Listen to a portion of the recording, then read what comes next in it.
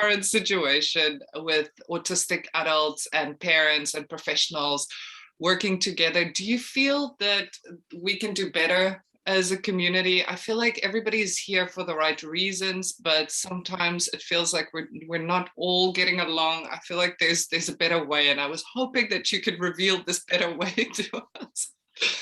Okay, now, first of all, obviously working together is appropriate, but what we need to discover is the value system, thoughts and ambitions of the autistic individual.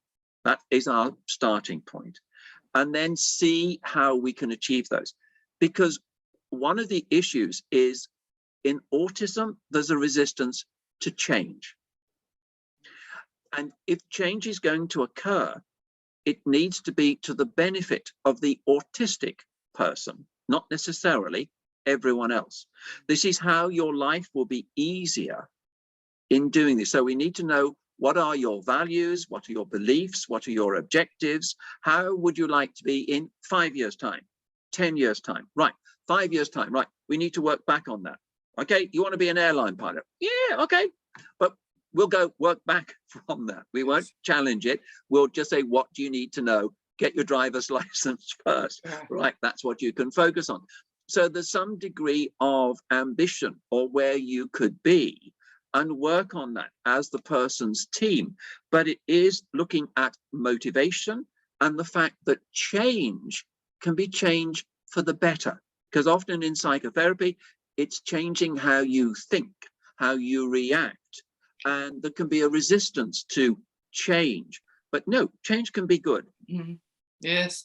I was speaking to an autistic adult, an advocate and a poet yesterday. His name is Russell Lehman.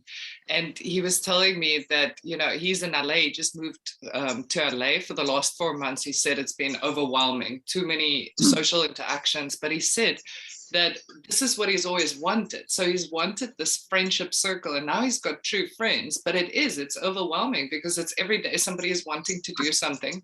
And he said it's a lot of change, but with that comes a lot of benefits. So it's kind of like pushing him really hard for the benefits that he wants. So it's growth, you know, but yes, I do believe change is good. It is, but it's also stress management. Yes. And realizing that there are certain social and sensory and emotional stresses that others are not aware of. Yes. And sometimes the autistic person is not aware of them themselves. And so eventually they have a nervous breakdown or a crash that will occur. So it's teaching that person to be self-aware and others to also be aware of when the stress is occurring, and to make appropriate strategies. I'm working with Maja Tode from Denmark, from Copenhagen. She has autism, and she's developed a strategy called energy accounting. So it's like having a bank balance. And in your day, there are circumstances that drain you or withdraw energy, socializing, change, crowds, certain people, and so on. But there are certain activities that deposit energy into your energy bank account. Being alone, being in nature, being with pets, your favorite interest, writing poetry. And so what you do is a numerical value of 0 to 100. And so you, every so often you say, how was socializing 0 to 100 today? Oh, 85. Okay. What about people's emotions? Oh, 95. They're infectious. In autism, other people's emotions are infectious. Okay, now what chances have you had for refreshment? Well, I walked in nature. 0 to 100, how powerful was it? 45. Okay, I spent some time alone, 60. Right, there's an imbalance here. You need and must write into your diary for next week, non-negotiable, more time alone, more time in nature, more solitude to refresh yourself. Otherwise, you're going to have a breakdown. Yes, that's a great system. I think I might actually speak to Russell about this, that he can have a look at that. I think the only thing that he would say is that how do you determine the percentages, and is it always the same percentages? It's very specific. No, it varies. So I may say socializing. What's the range?